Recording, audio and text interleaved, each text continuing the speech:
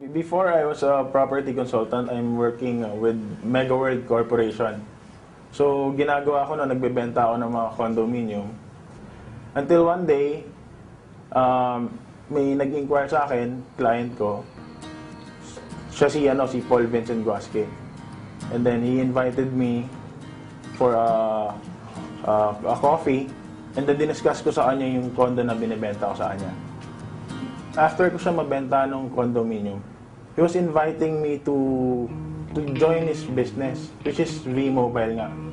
It took me like 6 months to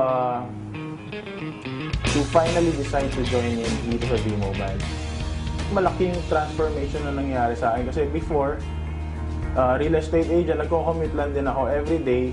Dito sa V-Mobile, in span of 8 months, nagkaroon ako ng 2 kotse. So dati, kami ng wife ko nag-commute. In just a short period of time, nagkaroon kami ng sasakyan. And then, in terms of financial, nag-improve din yung finances namin. Dati kasi hindi ako makabili ng damit eh. Kasi I'm a father of 2 kids. I'm supporting 2 kids. Siyempre, yung being a real estate agent, medyo limited na yung sweldo ko. Naalala ko pa nun, I'm a man surviving 100 to 150 pesos lang a day. So, ginagawa ko, tinatsaga ako talaga.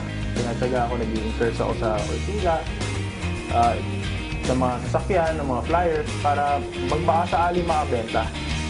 Ang mapapayo ko is seek guidance from your upline. Importante kasi yun. Kailangan may mentor kayo. Kasi hindi naman kayo sasali dito na magaling kagad kayo. Kailangan nyo rin magkaroon ng goal. A life without a goal is nothing. Kumbaga, if you have a goal, strategize on how you will achieve that goal. And of course, lastly, huwag tayo makakalimot sa Panginoon. Kasi kahit anong ginagawa natin, kahit anong success natin ngayon, dahil sa Diyos yan. Thank you sa V-Mobile for changing my life. I mean, dating ordinaryong empleyado, pero ngayon, kahit pa paano, hindi ako nagkukulang sa pag-support sa family ko. Hindi ako lahat ng bagay na gusto nila, at least ngayon napupunoan ko, hindi tulad ng dati. Actually, kung hindi ako naniwala nun, hanggang ngayon wala pa rin talaga ako. So thank you rin sa mga staff ng V-Mobile, sila Sir Ismael, sila Sir Alan, for creating this kind of business. Kasi this kind of business talagang nakakapagpabago ng buhay ng tao. Yun na yung masasabi ko. Sobrang grateful ako with this company. And I will be with this company habang buhay.